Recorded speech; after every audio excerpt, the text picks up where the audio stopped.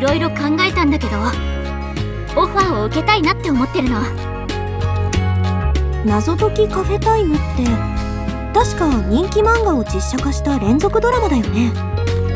はい、原作漫画の累計発行部数は1500万部超え。ドラマの方はシーズン3の放送と同時に劇場版の制作も発表されています。そういえばこの前現場で会ったスタイリストさんもその謎カフェの話をしていたわ。配信サイトで見始めたんだけど面白くてつい夜更かししちゃうって。わかるわ。私も依頼をもらってから勉強のために見始めたけど、ついつい夢中になっちゃったもの。うちのクラスにもドラマにすっごくハマってる子がいるよ。休み時間におすすめのシーンを見せてもらったんだけど、確か移動式のカフェのお話だよね。そうよ。主人公はそのカフェの店主なんだけど、ちょっと変わった人で謎解きが大好きなの。あら、なんだか探偵さんみたいね。確かにね。でも店主はそこまで大きな謎を求めてるわけじゃなくて、日常の中の小さな謎を解いていくの。小さな謎？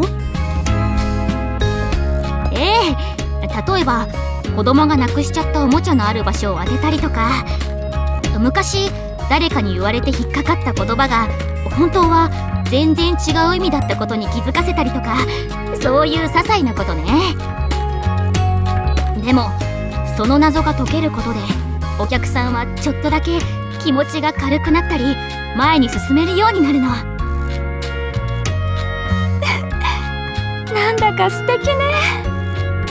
でしょ？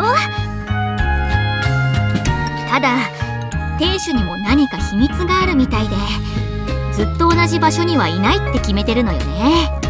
だから1話が終わるたびに別の町へ行ってまた新しいお客さんに出会うのよ。なるほど。毎回どんどん新しいゲストが出てくるタイプの話なんだね。じゃあ愛梨ちゃんはお客さんの役なの？違うわ。私はその友達の役なの。ゲスト側のメインではないけど、セリフとか登場シーンもかなり多い方ではあるわね。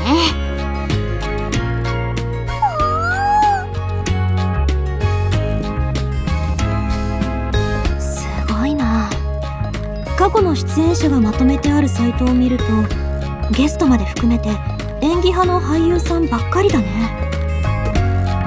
そうなのよね。だからこそ私も受けるかはちょっと悩んだのよ。どうして？そりゃこの作品のファンにとってネガティブな印象になるかもしれないからよ。こんな豪華なメンツの中に多少ドラマに出たことはあるとはいえ、演技経験がほとんどない私が入るのよ。ファンとしてはちょっと嫌じゃないかしら。確かに演技経験がないアイドルがいきなり担当することになったら心配になる人はいるかもね。でもドラマの制作側もそういうリスクがあるのは理解してるはずじゃないかな。それってつまりそういうリスクがあったとしても愛梨に声をかける理由があるってことだと思う。私も気になって調べてみたんですが、謎カフェは人気がある一方でコアの視聴者層がだんだんと固定されてきているみたいなんです。なので新しい視聴者を獲得するために話題性のあるゲストを積極的に起用しようとしているんじゃないかと。この業界だとよく聞く話ね。ただそういう理由があるにしても私に声がかかるには弱い気がするのよね。だから思い切って先方に聞いてみたの。私に依頼しようと思ってくれた決め手は何なのか。そうしたら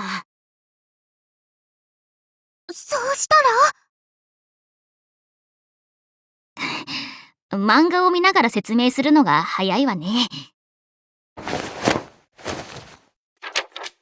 ほら、この子が私にオファーが来た子よ。本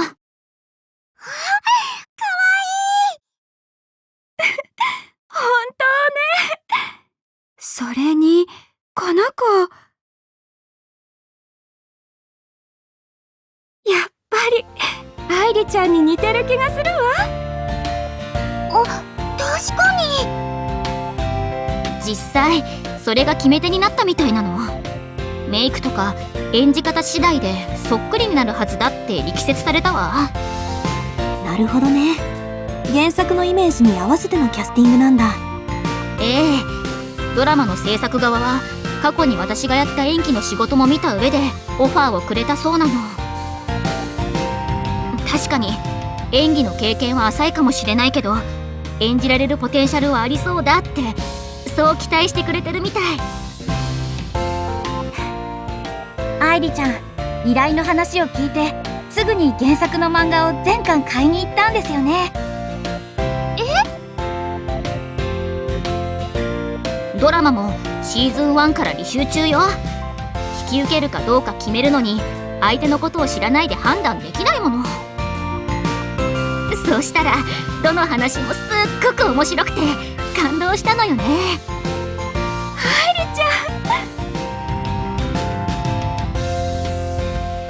ファンの声にも目を通したけど、みんなすごく熱量が高かったの。この作品に元気をもらったとか、自分も頑張ってみる勇気をもらえたとか、そういうコメントがたくさんあって、ステージとはまた違った形でたくさんの人に希望を届けられる仕事だと思ったの。もちろんプロの俳優さんに混じって演技をするのはかなり大変だと思うけど、それでも挑戦してみたいと思ってるわ。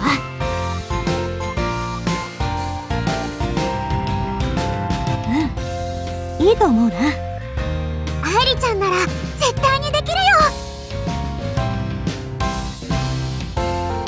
私も全力でサポートします。ありがとうみんな。そういえばドラマで愛梨ちゃんがやる役ってどんな感じの子なの？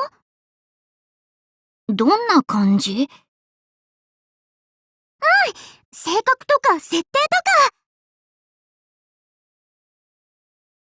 原作を読んでもらうのが一番早いでしょうけど、性格の話なら私とは正反対って感じの子かしら。